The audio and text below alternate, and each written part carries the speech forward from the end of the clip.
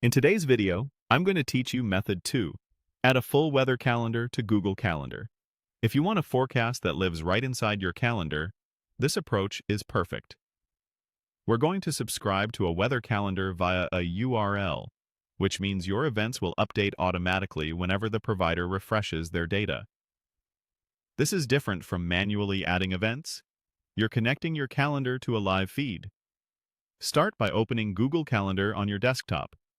The desktop view gives you the full set of options we need and makes the process straightforward.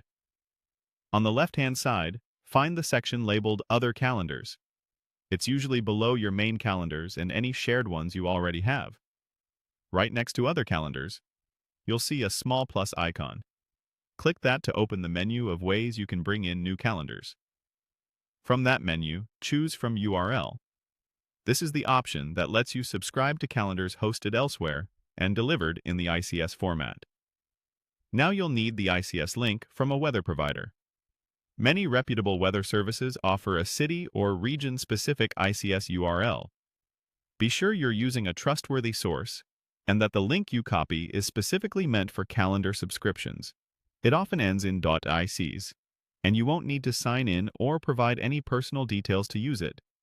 Paste that ICS link into the field provided. Take a quick moment to confirm it's the right location or forecast type you want, since whatever is in that feed is exactly what will appear on your calendar. When you're ready, click Add Calendar. Google Calendar will connect to the feed and create a new calendar under Other Calendars. You should see it appear there shortly, and as data comes in, the daily or hourly forecasts provided by the source will populate onto your calendar view. Because this is a subscription, it's read only and maintained by the provider. Updates happen automatically based on how often the provider refreshes their feed.